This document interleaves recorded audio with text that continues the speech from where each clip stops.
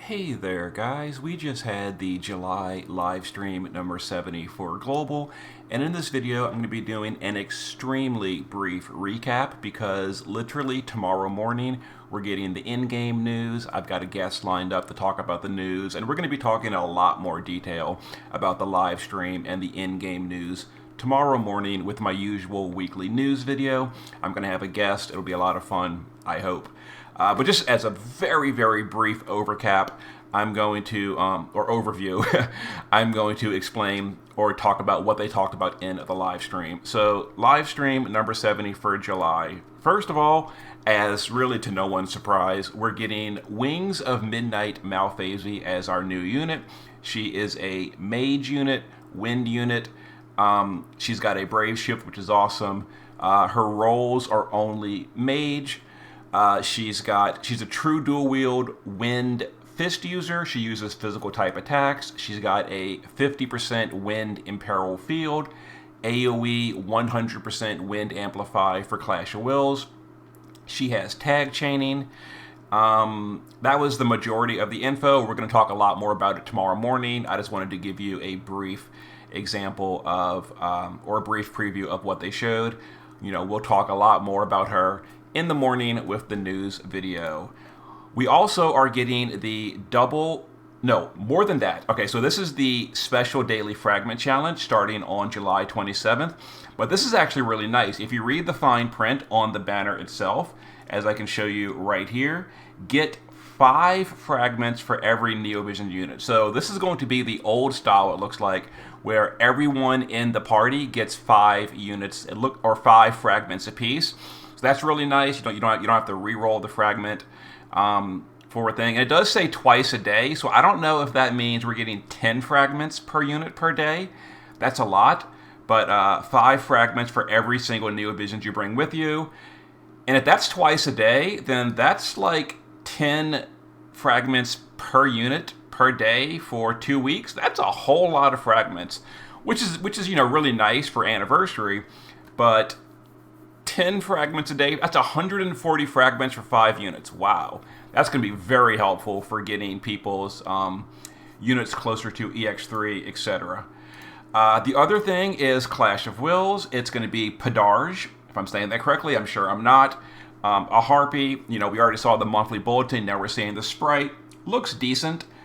Pretty cool. It's a little hard to see in this image, but there it is. Now this is a little bit concerning. So Padarge will use defense buffs and magic mitigation. So really, you only want to use units like Malfazi that are physical typed magical damage dealers, meaning units like Richt or 2B, A2. They're not going to be very good. Units like Ayaka that deal real magic damage, not physical typed, they're going to deal with the magic mitigation. So the only units, according to the news here, the only units that are not going to be penalized by this would be physical type mages, meaning units like, obviously, the new Malfazi, Ibarra, Nora, Olive. Tsukiko should also be unaffected because she's evocation that bypasses mitigation. So Tsukiko should be fine with her light element. By memory, I can't think of any other big named physical type clash units. Roberta, but she's so old, but technically she's another one. You get the idea. Anyway, also, it's going to be ejecting your attack power unit. So even if you want to bring like Richt or something to ignore the defense buff or overpower it, they're going to be ejected. We're definitely going to learn more about this as the fight goes on. It might not be that bad. It is the first boss of a new season, so there it is. Other than that, Malfazi has wind absorb as well, which is kind of neat. Before we get into the Q&A stuff, there was also some other things mentioned that didn't have slides.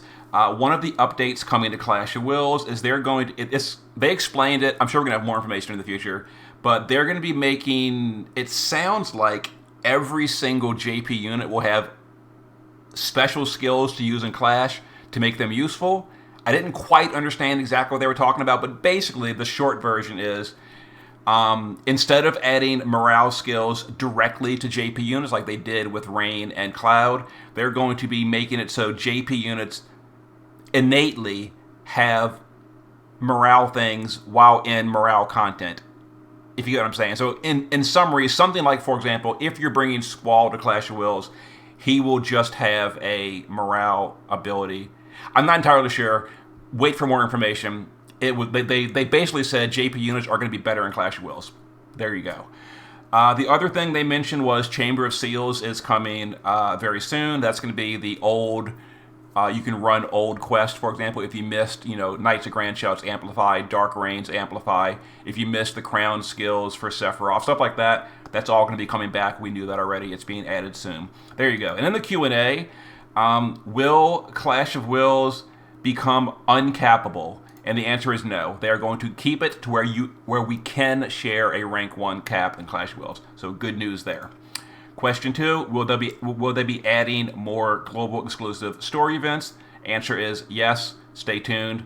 Kind of a non-answer. We kind of expected more at some point, but there you go. Question number 3, will they be rerunning global original cards? For example, Dazzling Demoness, stuff like that. And the answer is yes. So they're going to be rerunning that. And again, stay tuned. No real information.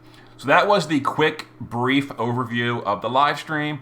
We'll definitely be doing a lot more talking about the information tomorrow during the news video. See you then.